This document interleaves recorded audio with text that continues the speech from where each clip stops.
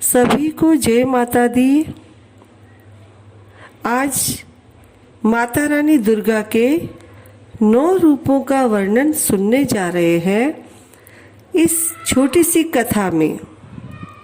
पहला रूप है दुर्गा माता का महाकाली। एक समय की बात है कि संसार में प्रलय आ गई थी। चारों ओर पानी ही पानी नजर आता था। उस समय भगवान विष्णु की नाभि से कमल की उत्पत्ति हुई। उस कमल से ब्रह्मा जी की उत्पत्ति हुई। इसके अतिरिक्त भगवान विष्णु के कानों से कुछ मैल निकला था। उस मैल से मधु और केटभ नाम के 2 राक्षस बने। मधु और केटभ ने जब चारों ओर देखा तो उन्हें ब्रह्मा जी के अतिरिक्त कुछ भी दिखाई नहीं दिया। वे ब्रह्मा जी को देखकर उन्हें अपना भोजन बनाने के लिए दौड़े। तब ब्रह्मा जी ने भयभीत होकर भगवान विष्णु की स्तुति की। ब्रह्मा जी की स्तुति से विष्णु भगवान की नींद खुल गई और उनकी आंखों में निवास करने वाली महामाया लोप हो गई। भगवान विष्णु के जागते ही मधु और केटभ उनसे युद्ध करने लगे। कहते हैं यह युद्ध 5000 वर्ष तक चलता रहा। अंत में महामाया ने महाकाली का रूप धारण कर इन दोनों राक्षसों की बुद्धि को बदल दिया। वे दोनों असुर भगवान विष्णु से कहने लगे, हम तुम्हारे युद्ध कौशल से बहुत प्रसन्न हैं। तुम जो चाहे वर मांग लो। भगवान विष्णु ने कहा कि यदि तुम कुछ देना चाहते हो तो यह वर दो कि दैत्यों का नाश हो। उन्होंने तथावस्तु कहकर उनको वर दे दिया। इस प्रकार महाबली दोनों दैत्यों का नाश हो गया। दुर्गा माँ का दूसरा रूप है महालक्ष्मी। प्राचीन काल में महिषासुर नाम का एक दैत्य था। उसने समस्त राजाओं को हराकर पृथ्वी पर पाताल पर अधिकार कर लिया। स्वर्ग पर अधिकार करने के लिए उसने देवताओं पर चढ़ाई कर दी। देवताओं ने अपनी रक्षा के लिए भगवान विष्णु और भगवान शंकर की स्तुति की। उनकी स्तुति से भगवान शंकर और भगवान विष्णु जी प्रसन्न हुए। उनके शरीर से एक तेज पुंज निकला जिसने महालक्ष्मी का रूप धारण कर लिया। इन्हीं महालक्ष्मी ने महिषासुर दैत्य को युद्ध में परास्त कर देवताओं के कष्टों को दूर किया। दुर्गा माँ का तीसरा रूप है चामुंडा। एक समय की बात है कि शुंभ और निशुंभ नामक 2 राक्षस इस संसार में पैदा हुए। वे इतने बलशाली थे कि पृथ्वी एवं पाताल के सब राजा उनसे हार गए। अब उन्होंने स्वर्ग पर चढ़ाई कर दी। देवताओं ने भगवान विष्णु की स्तुति की। उनकी स्तुति करने पर विष्णु जी के शरीर से एक ज्योति प्रकट हुई जो चामुंडा थी। वह बहुत ही रूपवान थी। उनके रूप पर मुग्ध होकर शुंभ निशुंभ ने सुग्रीव नाम का एक दूत देवी के पास भेजा कि वह हम दोनों में से किसी एक के साथ विवाह कर ले। उस दूत को देवी ने यह कहकर वापस भेज दिया कि जो मुझे युद्ध में परास्त करेगा उसी के साथ विवाह करूंगी। दूत के मुंह से यह समाचार सुनकर उन दोनों ने अपने युद्ध के लिए अपने सेनापति धूम्राक्ष को आक्रमण के लिए भेजा। धूम्राक्ष सेना सहित मारा गया। इसके बाद चंडमुंड लड़ने आए। चंडमुंड भी देवी द्वारा मारे गए।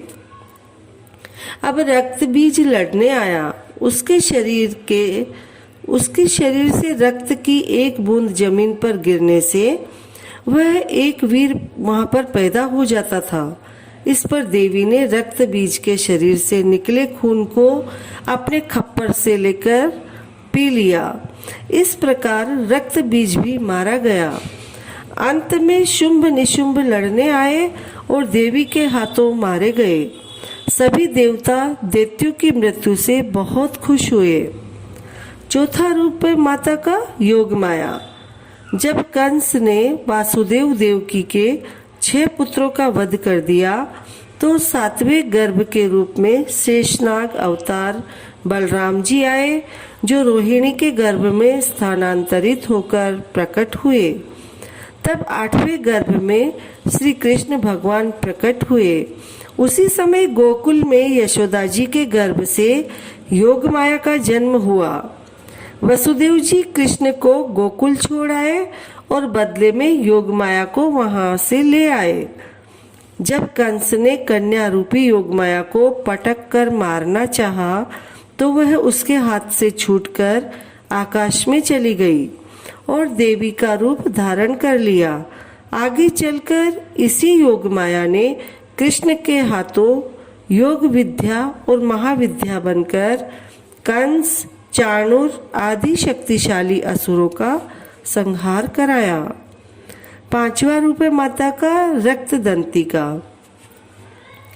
एक बार वेप्रचिति नाम के असुर ने बहुत से कुकर्म करके पृथ्वीवासियों और देवलोक में देवताओं का जीवन दूभर कर दिया।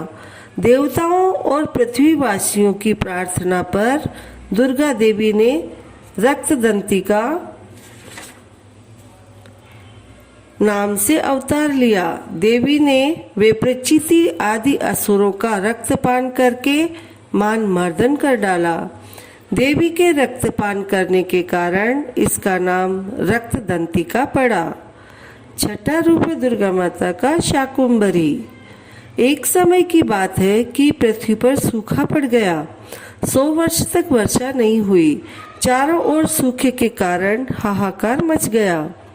वनस्पति सूख गई। उस समय वर्षा के लिए मुनियों ने मिलकर भगवती देवी की उपासना की। तब माँ जगदम्बा ने पृथ्वी पर शाकुंभरी नाम से स्त्री रूप में अवतार लिया और उनकी कृपा से पृथ्वी पर जल की वर्षा हुई।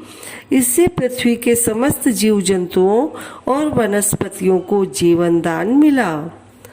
7वां रूप है दुर्गा का श्री दुर्गा देवी।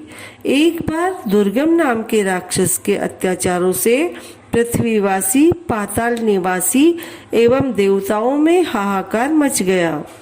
ऐसी विपत्ति के समय में भगवान की शक्ति दुर्गा ने अवतार लिया। दुर्गा ने दुर्गम राक्षस का संहार करके पृथ्वी के रहने वाले तथा देवताओं को इस विपत्ति से छुटकारा दिलाया।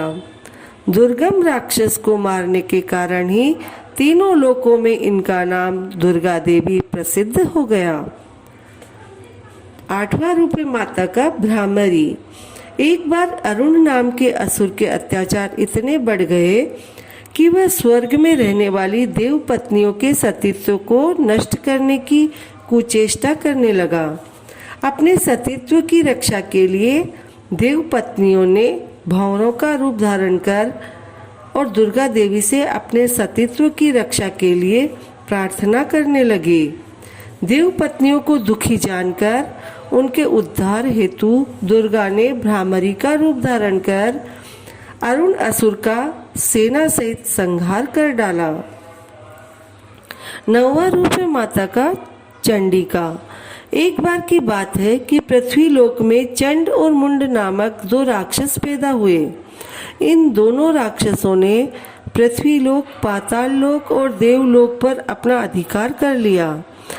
इस पर देवताओं ने दुखी होकर मातृशक्ति देवी का स्मरण किया।